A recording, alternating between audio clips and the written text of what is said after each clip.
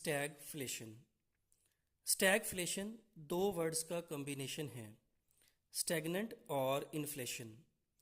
Stagflation एक ऐसी economic condition होती है जिसमें इन्फ्लेशन हाई होने के साथ साथ अनएम्प्लॉयमेंट भी हाई होती है, जिसकी वजह से ग्रोथ रेट स्टैगनेंट हो जाती है।